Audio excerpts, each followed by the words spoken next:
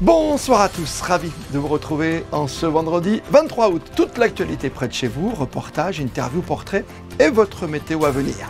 L'ouverture aujourd'hui du Salon international d'art contemporain, Art 3F, sous le chapiteau de Fontvieille.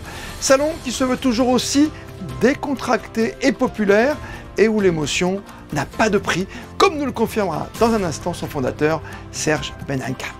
Nouveau grand week-end de sport en rouge et blanc avec en football l'AS Monaco en déplacement à Lyon, le MR7, les rugbyman du Monaco 7 à La Rochelle et Charles Leclerc en piste à Zandvoort pour le retour de la F1 après une très longue coupure estivale.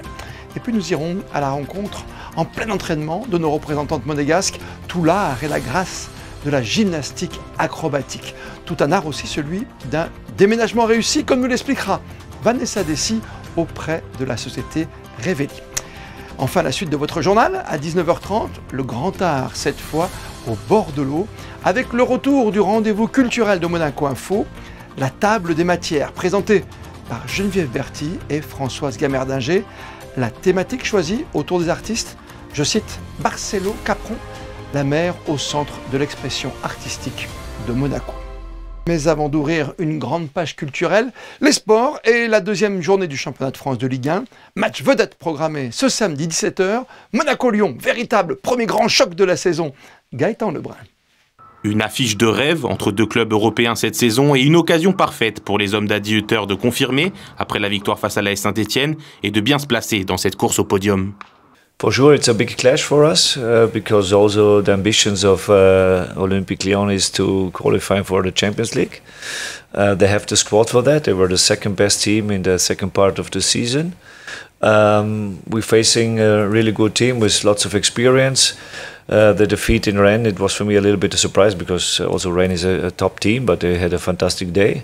But Lyon at home, they are really strong, and yeah, we are also ready for this clash, and I hope we bring a better result home to Monaco as the last in the spring. It was, I think, in April. I don't know. La nouvelle recrue monégasque Jordan Tézé était présent en conférence de presse et devrait être présent sur la feuille de match demain face à l'OL. Le jeune néerlandais de 24 ans a déjà séduit le Rocher, de par sa polyvalence à la fois au poste de défenseur, mais aussi en langue française. You want me to speak in English or French? Bonjour à tous, je suis Jordan. Normalement, je joue à latéral droite.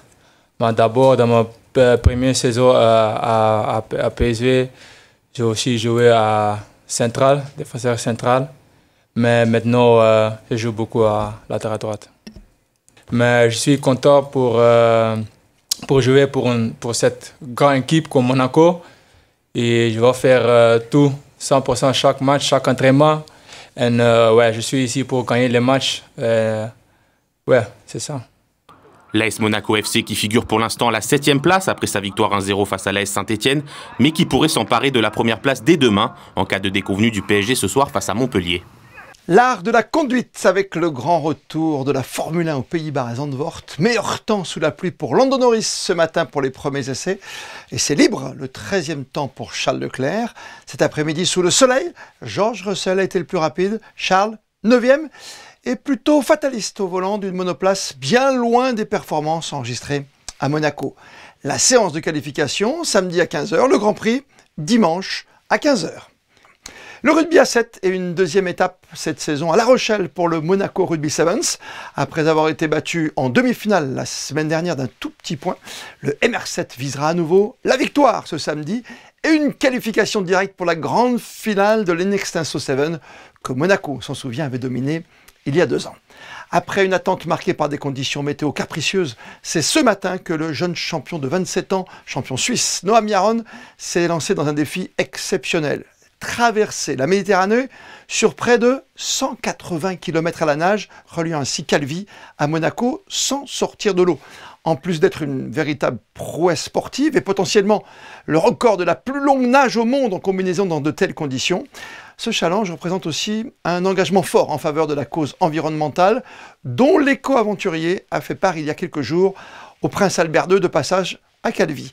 Arrivée prévue pour ce champion en principauté dimanche, en suivant, attention, les limites du sanctuaire Pélagos destiné à la protection des mammifères marins. Le sport, tout un art, on vient de le constater. Et tout au long de ce week-end, vous avez l'occasion de retrouver, sous le chapiteau de Fontvieille, la 5e édition du Salon d'art contemporain. Pour en détailler son contenu et ses choix, son fondateur, Serge Beninca, est avec nous ce soir. Bonsoir à vous. Bonsoir, bonsoir. On est ravis de vous retrouver parce que c'est un monde un peu particulier quand même, ce monde de l'art contemporain abordable en plus. C'est l'idée effectivement de proposer une sélection d'environ 3000 œuvres abordables, et l'idée c'est que les gens viennent, passent un bon petit moment, et s'ils ont un petit coup de cœur, qu'ils repartent à la maison avec une peinture, une sculpture, une photographie. Oui, pour un prix moyen qui varie quoi, entre 1000 et 10 000 ? Oui, c'est à peu près ça, mais on peut déjà trouver des choses à quelques centaines d'euros. Donc j'ai conscience que pour certaines familles c'est un budget, mais enfin dans l'art contemporain c'est ce qu'on appelle des choses abordables. Voilà. C'est un subtil mélange finalement entre exposants et galléristes. En fait, c'était le concept effectivement qu'on a lancé il y a 13 ans maintenant. On avait décidé de mélanger les artistes et les galeries. Les visiteurs adorent le contact avec l'artiste, ils peuvent parler de lui, de ses aspirations et autres. Et le galeriste, lui, est plutôt là un peu en conseil, si on veut faire quelques investissements. Donc ce milieu se mélange bien. Et même pour les galeristes, ça leur permet de nouer des contacts avec les artistes pendant les 3 jours de salon. Et pourquoi pas travailler ensemble dans les mois à venir. C'est ça, dans les mois à venir, souvent, on voit le résultat. Absolument, absolument. Ce sont des peintres, des sculpteurs, il y a des photographes aussi ? Voilà, c'est les 3 familles, peintres, sculpteurs et photographes, voilà. Très bien. Et pourtant, ça s'appelle Art 3F, mais ça ne veut pas dire ça du tout, puisque c'est un peu comme le marathon qui se disputait ici à Monaco avant. Vous êtes sur 3 pays, c'est bien ça, 3 frontières ? Oui, l'idée en fait, à la base, c'est une aventure humaine. On était une agence de com, et dans nos équipes, il y avait des artistes, et on avait décidé de lancer notre premier salon. Nous sommes tous originaires de Mulhouse en France, et Mulhouse, c'est la région des 3 frontières. À la base, on avait comme projet d'en faire qu'un. Le salon s'est donc appelé Art 3F, et puis il a rapidement eu beaucoup de succès. Nous avons été appelés par d'autres villes en France et en Europe, et 13 ans après, nous avons 21 dates, dont Monaco, où ça sera la 5e édition. C'est une riche idée. Vous l'avez dit, c'est décontracté, c'est populaire aussi, même si c'est une somme. Quelle est la tendance ? Est-ce qu'il y a une tendance aujourd'hui ? Je ne sais pas, comme à l'époque, il y a du pop art, vous voyez ce que je veux dire ?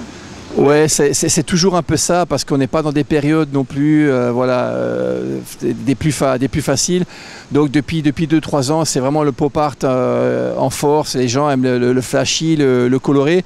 Mais voilà, c'est des modes, ça changera certainement. Mais actuellement, le pop art fonctionne très bien. Ouais. Mais au-delà de Monaco, quand on voit ce qui se passe dans le monde aujourd'hui, on a peur que ça devienne triste. Donc finalement, on prend le contre-pied. Les artistes font de la couleur ? Exactement, c'est exactement ça. C'est-à-dire qu'aujourd'hui, des peintures plus sombres, qui sont certes de qualité, mais voilà, ça fait un peu moins envie. C'est vraiment lié à la période, et voilà, les gens veulent un petit peu de couleur, un petit peu de lumière. Alors ce week-end, nous aurons des gens qui ne seront pas forcément des acheteurs, qui viendront voir. Il y a quasiment 200 exposants, 3000 œuvres, donc il faut quand même prévoir 3-4 heures là, si on veut tout voir. Mais voilà, l'idée c'est d'avoir un petit coup de cœur et de repartir avec son œuvre d'art. Il y a des gens qui viennent le premier jour, par exemple ce vendredi comme samedi, et qui reviennent le dimanche pour dire « Ah, j'ai vraiment craqué quoi ». Ah oui, mais c'est une bonne question. Il y a même des gens qui viennent le vendredi, qui viennent le samedi et qui viennent le dimanche. Alors en fait, le premier jeu, c'est de mesurer à la maison pour voir si ça rentre. Et puis ceux du dimanche, c'est un peu les joueurs, quoi. On vient un peu négocier l'œuvre, parce que finalement tout se négocie, au risque, et ça arrive souvent, que l'œuvre soit déjà vendue. Il y a des œuvres magistrales, ou il y a simplement une petite œuvre qu'on peut mettre dans son salon, dans un coin de chambre ? Bon, il y a vraiment tout, et tous les prix. On aura tout ne sera pas entre 1000 et 10 000 euros. On a certaines galeries qui proposeront des combats, par exemple. Là, on dépasse quand même allègrement les 100 000 euros. Mais vous avez du petit format, vous avez des grands formats. Et puis le côté intéressant à Monaco, c'est qu'on a vraiment toutes les nationalités présentes. On a du coréen, du japonais, on a du russe. Alors c'est paradoxal actuellement, mais on a des exposants russes et des exposants ukrainiens. Mais enfin, ils cohabitent très bien, rassurez-vous. On a du chinois, on a des États-Unis. C'est vraiment. Et puis c'est intéressant parce que par exemple les Coréens et les Japonais, c'est des œuvres minimalistes, des très très petits formats, c'est un peu comme leur habitation. Donc ça donne vraiment des styles différents, et quand on collectionne, c'est toujours agréable d'avoir des styles et des formats différents. Serge Beninca, si je passe ce week-end et que j'ai envie de voir votre coup de cœur pour mieux comprendre votre philosophie et cet ADN que vous avez en vous pour l'art contemporain, vous me conseillez un artiste, 2 artistes, qu'est-ce que vous me conseillez? Est-ce que vous avez un coup de cœur par exemple? Alors, je vais vous dire un secret, c'est que volontairement, moi, je ne fais pas partie du comité de sélection. D'accord. Et mon plus grand plaisir, parce que là, je suis à quelques minutes de faire mon premier tour, en fait. Ouais. Et malheureusement, mon coup de cœur, je pourrais vous en parler, vous pourrez vous en parler demain. Voilà. Mais moi, c'est mon plus grand plaisir, ou dimanche, c'est mon plus grand plaisir, c'est de faire mon petit tour. Effectivement, j'ai toujours. Alors, vous savez, j'ai un métier qui est très compliqué, hein, parce que je fais 21 salons par an. J'ai chaque fois 3 ou 4 coups de cœur, et c'est mon banquier qui fait un petit peu, passez-moi l'expression, qui fait un peu la gueule. Hein. Pour conclure, je vais vous citer un philosophe célèbre. C'est une question piège. Hein. Vous allez devoir deviner l'auteur. Ça vous va comme petit défi? On peut essayer. Le prix ne fait pas l'émotion. Oui, le prix ne fait pas l'émotion. C'est de vous. Là, oui. Exactement. C'est pour ça que vous n'avez pas parlé avec votre banquier. Hein, vous voyez ce que je veux dire? Mais franchement, c'est exactement ça. C'est-à-dire qu'il faut laisser de côté le snobisme et on peut avoir plus d'émotion avec une peinture à 500 € qu'avec une sculpture un Jeff Koons à 30 millions d'euros. Ah, oui, mais c'est mon opinion. Oui. Jeff Koons, ça coûte très cher, c'est sûr. Ce qu'on va faire, c'est qu'on va descendre vous voir, tout simplement, chapiteau avec notre équipe Monaco Info. Puis demain, on regardera votre coup de cœur ensemble sur Monaco. Allez, Info, avec grand plaisir. Vous faut. Merci mille fois d'avoir été avec nous. À vous. Très bon salon jusqu'à dimanche. Merci et bonne soirée, merci. Nous vous emmenons à présent à la découverte de la société Revelli, une entreprise familiale monégasque qui a su élever le déménagement au rang d'art, justement. Depuis plusieurs générations, elle a transformé chaque transition de vie en une expérience sur mesure. Immersion dans les coulisses d'un savoir-faire où chaque détail compte. Reportage de Vanessa Dessy avec des images de Camille Caloni. À Monaco, elle incarne l'exemple parfait de la réussite bâtie sur l'excellence. Créée il y a plusieurs décennies par une famille visionnaire, la société de déménagement Revelli s'est d'abord forgé une réputation locale avant de rayonner bien au-delà des frontières de la principauté. L'entreprise Revelli, elle a été fondée en 1903 par mon trisaïeul. À l'origine, c'était donc Horace Revelli qui a démarré l'activité. Puis ça a enchaîné et s'est succédé plus de 5 générations, donc moi j'en suis la 5e aujourd'hui. Et elle a passé les 2 guerres, la maison Revelli a réussi à outrepasser aussi les crises pétrolières, historiques et économiques de l'histoire de la France. On a pu aussi se développer sur Paris et d'autres agences. Ce n'est que dans les années 90, quand mon père a repris l'activité, qu'on s'est reconcentré sur le bassin niçois et le bassin mentonais. Et enfin, c'est dans les années 2000 qu'on a commencé à vouloir justement... entre guillemets, s'introduire dans le marché monégasque et pour pouvoir commencer à faire des chantiers et apprendre et se développer sur ce territoire intéressant. Le métier de déménageur, autrement perçu comme une simple tâche logistique, a connu une profonde transformation, surtout dans le secteur du luxe. À mesure que les attentes des clients haut de gamme se sont élevées, la société Revelli a su s'adapter. Le déménageur devient alors un artisan chargé de transporter non seulement des objets, mais aussi des souvenirs, des œuvres d'art, des collections rares et parfois même des trésors familiaux inestimables. Le marché monégasque, c'est un marché très dynamique. C'est un marché qui bénéficie d'un appel d'air d'une clientèle étrangère, bien sûr, avec un fort pouvoir d'achat et avec des exigences qui ne sont pas les mêmes que celles que la clientèle qu'on peut rencontrer dans d'autres communes autour de Monaco. C'est à la fois un challenge parce que c'est des attentes de clients qui sont vraiment très difficiles parfois à pouvoir justement répondre. Et c'est aussi une facilité pour nous puisque ça nous permet de progresser et d'apprendre sur tous ces points-là, sur des choses qui sont vraiment spécifiques au territoire monégasque. Aujourd'hui, la maison Revelli est bien plus qu'une entreprise de déménagement. C'est un symbole de confiance et de qualité reconnue en principauté. Une success story qui continue de s'écrire, portée par la passion d'une famille. Elle forme, dans cette discipline, le trio parfait et non qu'une seule idée en tête, être classée parmi les meilleurs au championnat du monde de gymnastique acrobatique. Les 3 jeunes prodiges s'envoleront pour le Portugal au mois de septembre, où elles représenteront Monaco dans la catégorie senior. Théo Schumer et Olivier Bonello sont allés suivre leur entraînement à un mois du grand départ maintenant. Ilona, Louane et Louise sont 3 jeunes gymnastes qui sont déjà passés maîtres de leur art. 4e place au championnat de France, déjà classés dans le top 20 mondial de la discipline. Et dans un mois, ce sera le championnat du monde à Guimarães, au Portugal. Un parcours brillant aux 4 coins du monde et qui laisse aujourd'hui une véritable fierté. On a fait plusieurs stages d'entraînement. L'été dernier, on est parti aux États-Unis et cet été, on a fait notre reprise à Val d'Isère. À côté de ça, on a aussi fait des compétitions internationales, des meetings. L'année dernière, on est parti à Turin et cette année, on a fait un meeting à Maia au Portugal. C'est le résultat de notre travail pendant 2 ans, donc on est vraiment très impatiente de représenter Monaco. Alors pour continuer sur leur lancée, l'entraînement est de rigueur. Dans la grande salle du Femina Sport de Monaco, c'est leur coach Rémi qui les prépare. On a repris il y a 1 mois, donc il y a 4 semaines. On a fait un stage en altitude qui nous a bien remis dedans. Et maintenant, tout doucement, on commence à reprendre les difficultés maximales, en fait les difficultés que l'on va présenter au championnat du monde. Des difficultés sur lesquelles travaillent sans relâche les 3 filles à travers 3 sortes de routines. La première, c'est le statique, donc ce ne sont que des maintiens, des figures que l'on tient 3 secondes, des équilibres, des équerres. La deuxième routine, ce sont des figures dynamiques, donc c'est que des figures en mouvement, des sauts périlleux, des saltos, des vrilles. Et la troisième routine, c'est un combiné des deux, donc il y a des figures statiques que l'on maintient et des figures dynamiques, des saltos. Elles sont vraiment dans une bonne forme. Elles pourraient avoir des très bonnes notes si elles arrivent à reproduire ces routines-là au championnat du monde. Les 3 prodiges ont rendez-vous au Portugal entre le 19 et le 22 septembre prochain, où elles espèrent encore continuer de briller. Et puis ce soir, nous vous emmenons au cœur d'un havre de paix, un sanctuaire où la vie s'épanouit, où chaque naissance est un événement. Une de nos équipes a visité le parc animalier de Fontvieille. Découvrez ses instants magiques et ses espèces rares. Reportage de Vanessa Dessy et de Serge Prémont. Bien plus qu'un simple parc animalier, c'est une promesse de renaissance. Sous le regard bienveillant des soigneurs, chaque animal réapprend la douceur de vivre. Le parc, il fait 1 hectare. Il est situé juste sur la nouvelle aile du palais. Sur 4 niveaux, on présente à peu près 50 espèces d'animaux pour à peu près 400 animaux. Ils viennent de saisies de douane, des abandons, ils viennent aussi d'échanges entre parcs zoologiques et de naissances qui ont lieu sur place. Au cœur de ce sanctuaire, la nature offre un spectacle incessant de renouveau. Depuis avril dernier, le parc animalier célèbre une 60aine de naissances.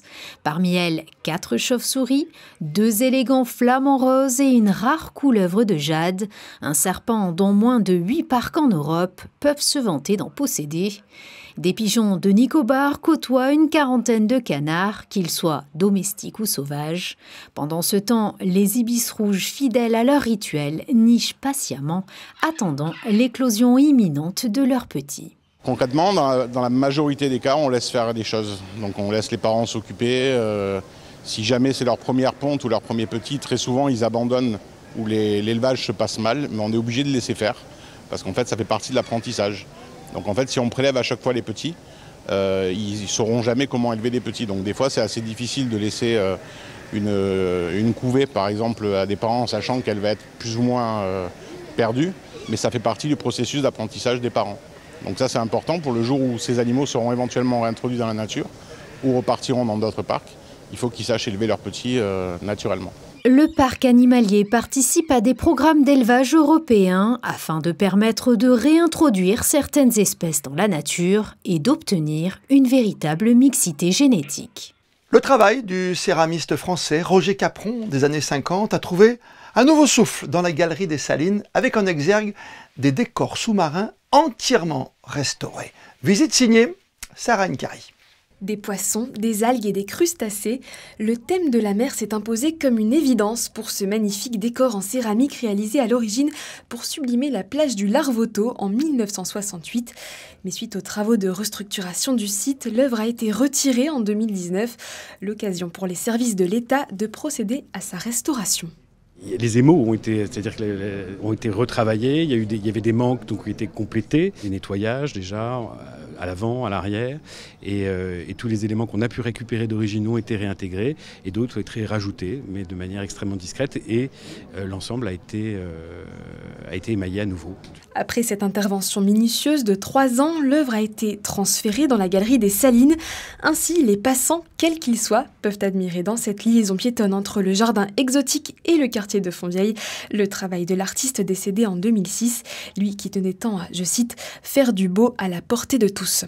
L'idée première, c'était une commande du gouvernement à l'époque, avec un cahier des charges très précis, évoquer l'univers marin en proximité de la plage, mais surtout de partager avec le grand public. Donc les réintégrer ici aujourd'hui dans la Galerie des Salines, c'est être fidèle au projet d'origine et surtout à l'intention de l'artiste, de permettre à ses œuvres d'être vues et partagées avec le plus grand nombre. Pour cette commande, Roger Capron a utilisé un système en dents de scie appelé WM afin d'obtenir un effet de profondeur et un résultat plus que jamais dans l'air du temps. Il y avait une certaine modernité, je pense, et Régnier avait aussi une certaine modernité. Je pense que c'est pas pour rien que Régnier a commandé ce genre de choses pour Monaco. C'était des œuvres qui étaient entièrement dans la tendance artistique, puisque ça faisait partie de ce qu'on appelle le Hop Art. C'est pour ça que je crois qu'ils ont été sélectionnés et prisés par des personnes qui étaient intéressées par la modernité. Je crois que l'exemple de Monaco, du fait que la princesse vienne, etc., pendant l'expo de Barcelone, ça montre bien qu'il y a un intérêt pour des choses actuelles, pour des artistes actuels aussi, et de voir à la fois Barcelone et Capron au même moment, c'est bien. En effet, à quelques pas de là, séparés de la galerie par 2 ascenseurs, se trouve la Villa Paloma où le public est invité à contempler le travail de Miquel Barceló, lui aussi peintre et céramiste, qui plus est a placé la mer au cœur de son travail. La boucle est bouclée. La météo de ces prochaines heures, c'est avec vous, Théo Schumer. Bonsoir Christophe, bonsoir à tous. C'est une météo un peu capricieuse qui vous attend pour votre week-end. La journée de demain sera majoritairement ensoleillée, même si quelques nuages pourront faire leur apparition dans le courant de la matinée. En revanche, l'après-midi sera bien plus dégagé. Mais tout va changer pour votre journée de dimanche avec le retour d'une dégradation, ce qui veut dire des nuages et encore des nuages, donc profitez de votre samedi. D'autant que les températures, elles, seront toujours aussi agréables. 22 degrés pour ce samedi matin, 28 pour l'après-midi et jusqu'à 27 degrés dans l'eau. Vous voyez donc des conditions idéales pour votre début de week-end. Demain, le 24 août, un peu d'histoire, nous fêterons la Saint-Barthélemy. Et comme le veut la tradition, on termine votre journal en images avec le retour sur Monaco Info de la table des matières. Votre rendez-vous culturel en compagnie de Geneviève Berthy et de Françoise Gamerdinger.